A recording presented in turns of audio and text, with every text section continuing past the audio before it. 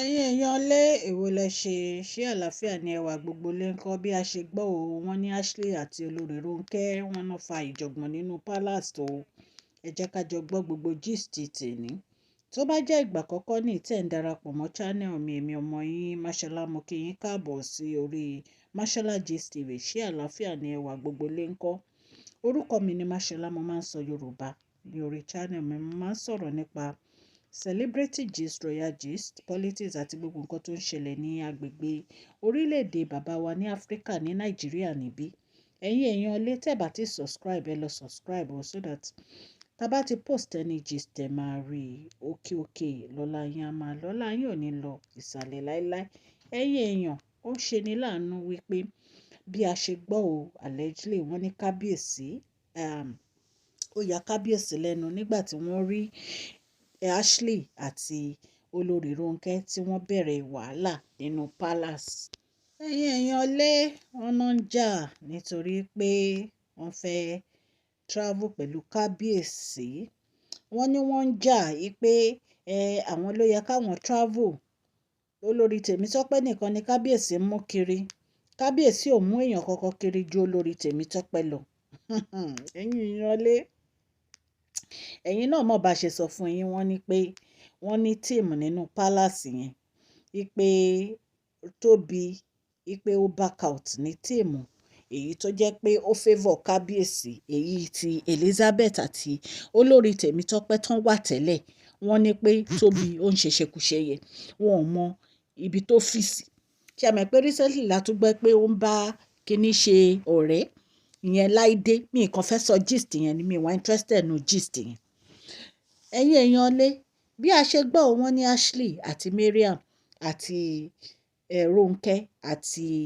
àwọn mẹ́tẹ̀ẹ̀ta yẹn wọ́n ní caucus kan ni wọ́n wà team B wọ́n níbẹ̀ ni wọ́n wà ṣùgbọ́n àwọn tó wà ní team A wọ́n ní Dr. Elizabeth àti olórí Temitope wọ́n ná favour kábíyèsí wọ́n ní wọ́n gbọ́rọ̀ sí kábíyèsí lẹ́nu nǹkan tí kábíyèsí bá ní kó ṣe náà ṣe wọ́n ní ṣe wá rà àwọn tán wà ní group àwọn Mariam yìí wọ́n ní wọ́n attack Queen Naomi ní o pé wọ́n fẹ́ kí Queen Naomi padà wá sínú palace allegedly bá a ṣe gbọ́ ni o bí a ṣe gbọ́ wọ́n ní every time ni wọ́n máa ní kábíyèsí mú olórí Temitope jáde ipe ó ń really fún wọn ní headache seriously wọ́n ní nǹkan tí olórí Ronke Ashley àti Mariam náà wà ní group kan náà tí wọ́n ń fight battle ipe kí ló dé tí every time tí kábíyèsí máa mú olórí Temitope jáde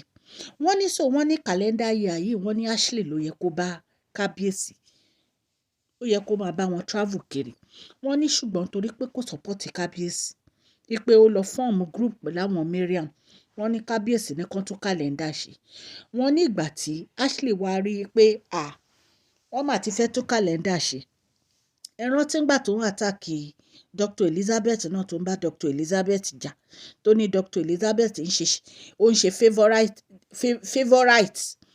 fún kábíyèsí wípé ó fẹ́ máa ṣe ojúṣàájú wípé ó ń ṣe bí ìgbà tó yẹ pé ó nífẹ̀ẹ́ Queen Naomi àti mú gist wá rí wọ́n ní pé nítorí pé Dr. Elizabeth wà nísàìdì kábíyèsí wọ́n ní inú Ashley ò dùn wípé ó ń bá Dr. Elizabeth jà wọ́n ní nísìn tán wá fẹ́ ṣe kàlẹ́ndà wọ́n ní ìgbà tó jẹ́ pé ó yẹ kí kábíyèsí máa gbé òun náà jáde bó ṣe ń gbé Temitope jáde ẹ̀dẹ̀ mọ́ pé inú kábíyèsí ò dùn sí wọ́n ní kábíyèsí ò fẹ́ mú lọ sí anywhere wọ́n ní bí àǹtí wáyé bó ṣe sọ pé òun lóyún nìyẹn o allegedly bá ṣe gbọ́ ni o wọ́n ní bí Ronke ṣe jáde sí nìyẹn pé oyún wo ló ní ipe ṣé kábíyèsí súnmọ́ ni tó fi lóun lóyún pé ṣé oyún ẹ̀mí mímọ́ ló ní ni ẹ̀yin èèyàn lè yìí tún lágbára o wọ́n ní ṣé oyún ẹ̀mí mímọ́ ni àǹtí wáyé ní ni wọ́n ní ìgbà tó wá sí Nàìjíríà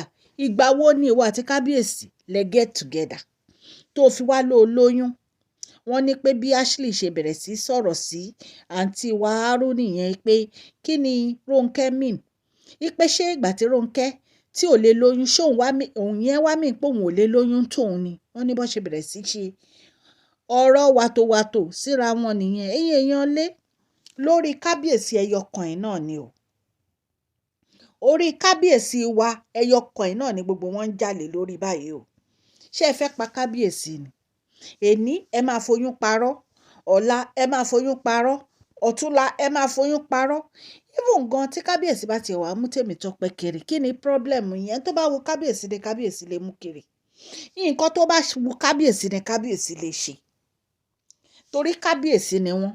Ó dẹ̀ tẹ́ yín lọ́rùn lè wá sáàfin kábíyèsí, lè wá fẹ́ kábíyèsí. So nǹkan tójú yín bá rí ẹ máa fara mọ́ ni.